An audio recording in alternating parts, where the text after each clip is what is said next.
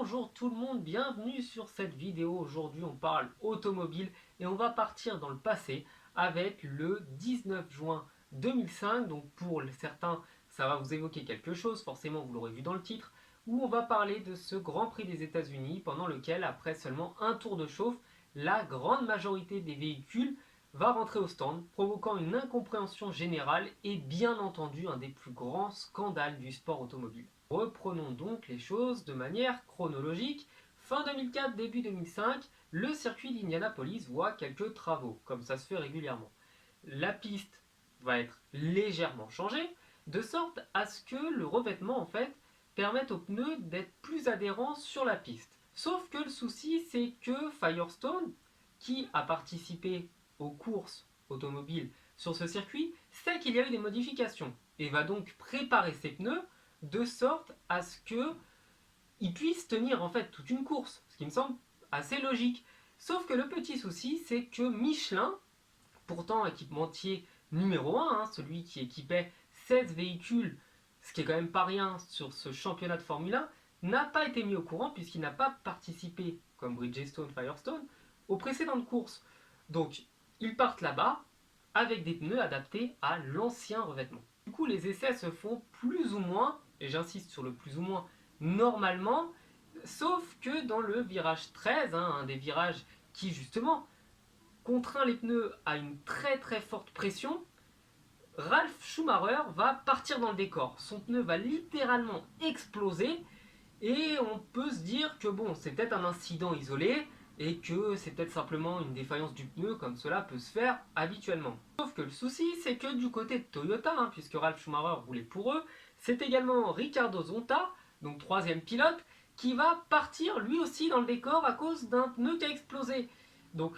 là, il y a quelques petits doutes qui commencent à s'installer au sein des gens parce que avoir un véhicule qui part dans le décor pour une crevaison, ça arrive.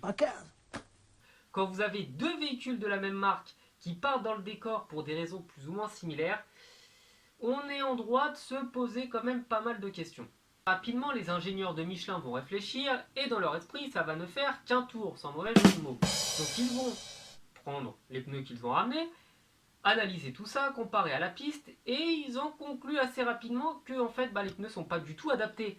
Sauf que le souci, c'est que nous sommes le samedi, la course a lieu le lendemain, et il faut faire venir absolument en urgence des pneus capables de tenir toute la course, sauf que dans le même temps, c'est un peu compliqué parce que faire venir des pneus de France jusqu'aux États-Unis, sachant qu'il faudra en plus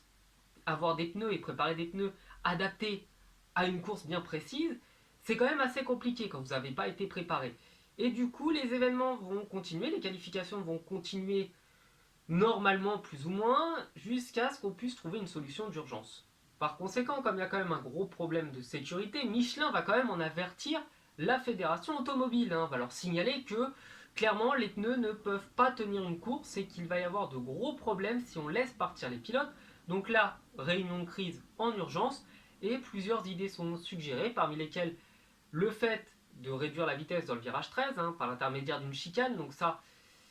c'est peut-être un peu compliqué, c'est peut-être pas terrible, et sachant que si les pneus de base ne sont pas faits pour résister, il peut y avoir des problèmes quoi qu'il arrive, ou sinon de faire rouler les véhicules avec des pneus qui ne sont pas permis normalement par la fédération de Formule 1, sauf que le problème derrière, c'est que ça poserait des pénalités à tous les équipiers et à, toutes les écuries automobiles équipées de Michelin, puisqu'ils rouleraient avec des pneus qui ne sont pas permis.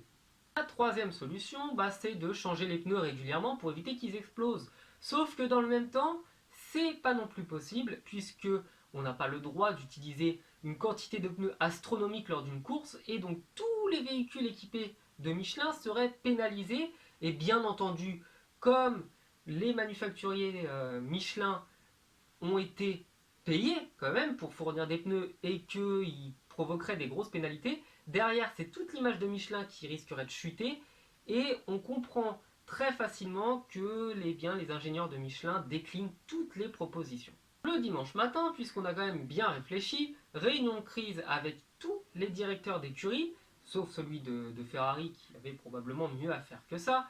et une proposition est faite, une dernière proposition, un ultime recours, ce serait de justement ralentir le virage 13 pour que tous les véhicules équipés de Michelin puissent prendre part à cette compétition, mais que dans le même temps, si vous êtes équipé de Michelin, vous ne preniez pas de points. Donc bien entendu, ce serait complètement stupide, hein, et c'est une idée vraiment idiote, je trouve, puisque je ne vois pas l'intérêt des pilotes de partir dans une compétition sachant qu'ils ne marqueraient pas de points et qu'ils ne gagneraient strictement rien. Donc cette proposition est encore une fois beauté en touche. On n'arrive pas loin des 14 heures, la course doit démarrer et on n'a toujours pas trouvé de solution du côté d'Indianapolis. Donc c'est quand même assez embêtant et finalement ce qui était à craindre est arrivé.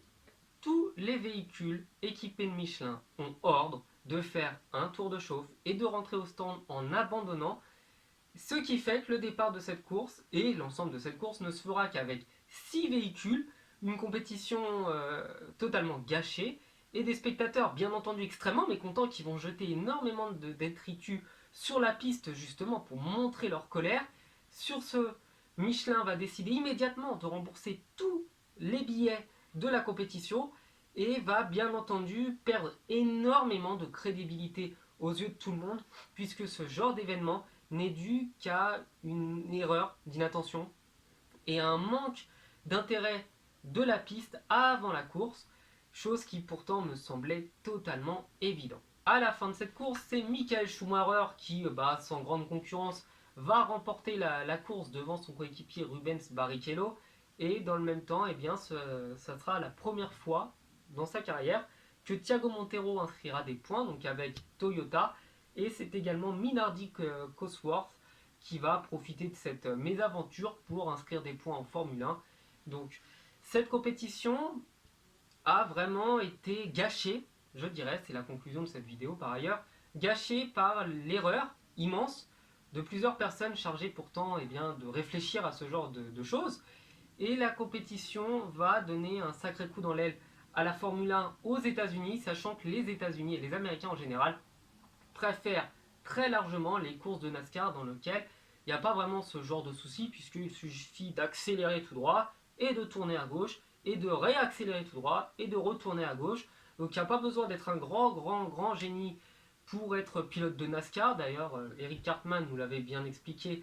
dans un épisode que je vous conseille. Et voilà, je ne sais pas comment conclure cette vidéo, donc voilà, je voulais revenir sur un des scandales du sport automobile, vous en parler en vidéo rapidement, vous présenter un petit peu tout ça, et j'espère du coup que la vidéo vous aura plu. Je vous souhaite de passer une bonne journée, une bonne soirée, peu importe. Ciao.